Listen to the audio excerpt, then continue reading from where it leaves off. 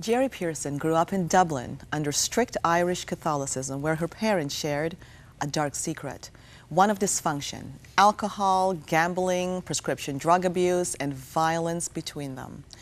They were in and out of mental institutions, leaving her and her siblings to fend for themselves in boarding schools and orphanages. Geri's coping strategy became stay quiet and invisible. Racked with pain, she too eventually ended up institutionalized in a psychiatric ward. But she eventually graduated from university, found the Lord, got married, and had 4 lovely children. But that wasn't the end. Family turmoil and anxieties led her back in a psychiatric hospital bed. As a Christian, this in itself tormented her. Geri's story is a gripping testimony of incalculable pain and victory in the Lord, where she had to learn His mercy and learn to trust Him. She's here to share her testimony with us. Geri, it's great to have you come our way and share what you're about to. It's nice to be here. I'd like you to start right back from your childhood, when you lived in Dublin. Give us an idea of what you endured as a child under this big secret that your parents had. Well, I grew up in as you mentioned, a dysfunctional family, and growing up back then in the 60s in Ireland, there were a lot of secrets. My parents were both alcoholics. They both had addictions to prescription drugs and gambling and other addictions.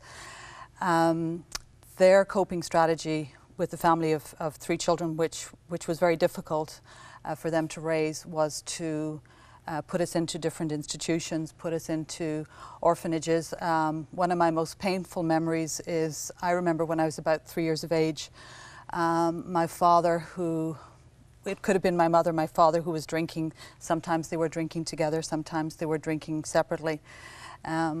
So my father said he was taking me to a Christmas party, and instead we were brought into an orphanage. So I have a lot of memories of being abandoned. But was it not betrayal? I mean, a child going to a party is excited and looking forward to eager anticipation to be dropped off in an orphanage and abandoned like this. Yeah, it was a betrayal. It was a betrayal of trust. I'm since learning that it's that trust issue that was the most difficult for me, learning to trust people, subsequently in my faith walk, trusting the Lord.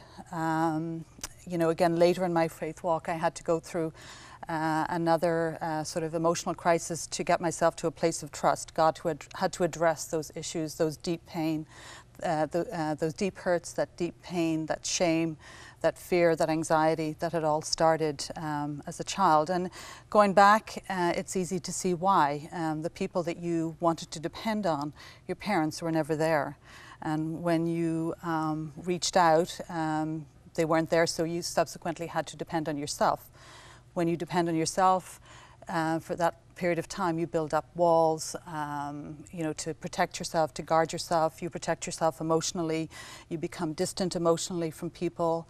You know, I've since learned, as I've come through a path of healing, that's what children of abuse do. It's a protective mechanism. They feel different. They feel betrayed. They feel a lot of shame associated with it, because the child doesn't know any better. They feel that they're the problem. It keeps going back to them. There must be something wrong with me if my parents can't take care of me, if this is where I have to be left. So you search inside yourself for answers. But just as painful was how some of the institutions failed you. You were in an orphanage at one point, and when you had that breakdown and they put you in the ward, when you came back, they felt that you were bad company for the other girls, so they decided to abandon you. Even though I'd had a breakdown, it was not my fault. There was just too much that I had to endure. It still came back to me that I wasn't good for the other girls, that I was emotionally unstable. Now the irony in that is, what happened after that was you found a job babysitting other children. My father found the jobs for me. That again, when I came from, you know, September to June, I would be in boarding school, so that would be fine. I'd be taken care of. When I came back to our dysfunctional home, by then my parents had split up. My mother had died. My father didn't want to cope with me. He was probably drinking at the time, so he would find babysitting jobs for me around in different families. And I got the same message again. I can't deal with her, let somebody else deal with her. A sense of no value, of no worth. What about your siblings, Geri? How did they fare in all this?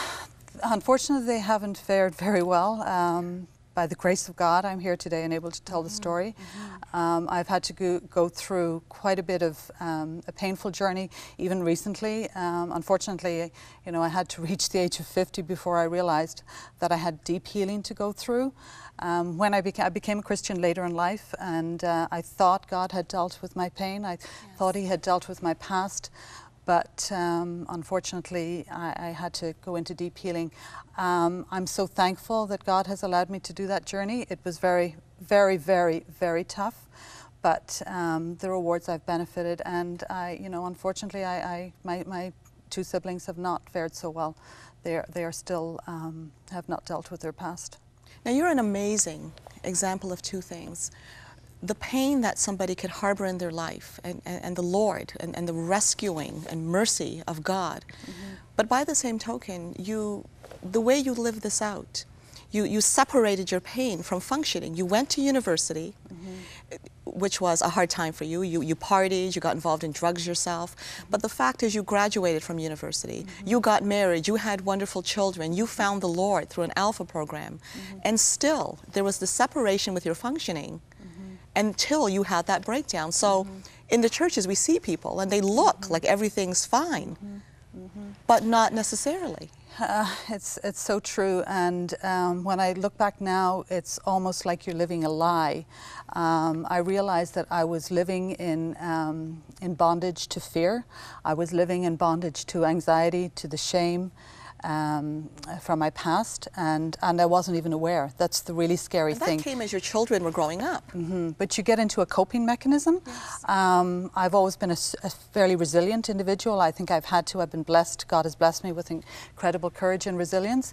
And so it's easy to develop coping mechanisms. It's easy to build up walls. It's easy to get busy in ministry. I was a perfectionist. I mean, that's what you do. Because you are rejected as a child, because you're a victim of abuse, you're constantly seeking acceptance through perfectionism, through being the perfect mother, through being the perfect wife, through, you know, I won awards as a physiotherapist. I was good at my job. So that became my identity. I was good at my work. People would say to me, wow, you're amazing. How can you keep going? How can you raise 4 children and you know, be doing it all? And not realizing that I wasn't doing very well. Probably the turning point for me, you know, I have 4 beautiful children. One of them developed an eating disorder, and you know, the anxiety, you know, what mothers go through with a child with an eating disorder just intensified the pain, intensified the guilt, intensified the shame, everything that I was going through. And that was sort of a turning point where the walls started to fall down again. That beautiful picture that we have now of Geri's family. There you go. 4 wonderful children, 1 boy, 3 girls. And this was your middle child that had the eating disorder and also obsessive compulsive disorder. Which one? She's on the right, in the white shirt. Yeah. And it's interesting the way you describe, lovely picture, how you describe, Geri, about your children, the way they bring out things in you. Your first daughter, you described her as being very rebellious against you. I mean, she knew the words to practically destroy you psychologically and spiritually. Tell us how you fared and how you reckoned with that. Unfortunately, I think Satan has an agenda for all our families. I inherited a lot of generational iniquities, generational sin. Remember, I was from a family of addictive parents, also very non-Christian. There's no history of Christianity in my family. So there's that inherited generational sin which is passed down. I really feel Satan wanted to take my family out, take me out spiritually, and Satan will use He uses the people closest to you. Now, your husband had quite a walk with you too, because at one point he came to the Lord, then he drifted back, and he had an experience in New Delhi, of all places. Your son, being an athlete there. Tell us what happened there. Well, my son is an Olympic athlete, so I'm very proud of my son. He's done very well. He plays for the Canadian team, and we happened to be in New Delhi last year, and interestingly enough, this was the start of my real journey of going into my fear. I was afraid of everything New Delhi. I was afraid of, there's a lot to be afraid of in New Delhi, but one of the things, the team had come under a threat from Al-Qaeda before we got there, so there was the concern about the safety. So it was almost like all my compounded fears all sort of gathered there. My husband became quite ill there, but again, the Lord saw us through and brought him back to full health. So, you know, I've seen the Lord's mercy in my family. I've seen His, how He can restore the restoration, but I've also seen Satan's agenda for my family, which has been huge, and he has tried to take us out. With what you've been through, your parents, institutions, trust was, it took a miracle for you to learn to trust and to trust God. What do you tell those of our viewers that are watching that have been, maybe you've been through such pain in your life that you're thinking, I can't trust people, I can't even trust God. How could God allow these things to even happen to me? What words of comfort, of wisdom, of knowledge do you share with them, Geri? I would just say, Christine, that God is a loving God. Look into our camera and talk to our viewers that may be feeling that same pain that you've experienced in your life. God is a loving God. He can bring beauty out of ashes. He can bring, He can restore lives, lives that have been racked by abuse, by fears, by, if you're, the biggest thing for me was fear, was my idol. Fear controlled my life, but God can cure that. God can cure that fear. What we have to do is just believe that He can and just rest in Him. And that's what I felt was missing in my life. It was almost like I was avoiding God. I wasn't trusting God with my pain. And that's what He had to do. He had to allow me to trust Him with my pain and know that He's a gentle God and a loving God. And He will deal with it in such a loving way that we don't need to fear. What I find amazing about you that I've observed is in every step of the way, from when you first found Christ up to when you had that crash last year, you're being used by God as you are in every step of the way, showing that verse that says the Lord's strength is made perfect in weakness. We'll never be perfect people on this earth, but we can be used. The other verse which is a key part of my testimony is Isaiah 53. He was pierced for our transgressions. He was punished for our, what does it go? He pierced for our iniquities. Bruised for our iniquities. A favorite of mine too. Yeah. And by His stripes we are healed. And by His stripes we are healed. And God gave me a vision of, I was crouching under God, and He was taking all of that guilt, all of that fear, all of that shame away, and allowing me freedom, allowing me to be free to who God created me to be. And that's the beauty of Christianity, beauty of trusting God implicitly. And He wants to do that for us. He wants to take those fears away. He wants to take our anxieties away. He wants to take our guilt. He's done that on the cross. Geri, just before we close, you have a ministry that you're beginning now. Tell us about that. HopeForMothers. One thing that in my journey with my daughter with an eating disorder, that's what I felt. I needed to feel that there was hope for her. It's such a hopeless walk when you're walking alongside a child, especially, again, if you come from a fear-driven background or a personality that forces you to try and control everything, because that's what you do when you're controlled by fear. You try to control everything. You try to control your family. It's such an unhealthy way to live. And God has freed me from that fear.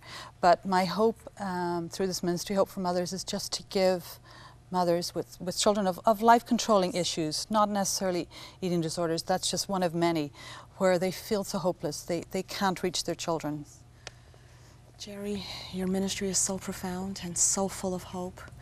For those of you who are watching and you can identify with the pain, with the agony that you heard in this story, and our hope is that you will come to terms with what you are feeling inside and understand and know the truth that God truly cares about you.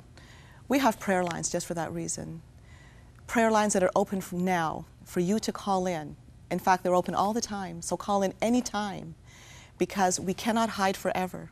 It's the truth that sets us free, the truth in the Lord. Geri, I want to thank you so much for coming and sharing the story. And you know what? I'm looking forward to hearing more and more about you down the road. Thank you for joining us. We'll be back after this.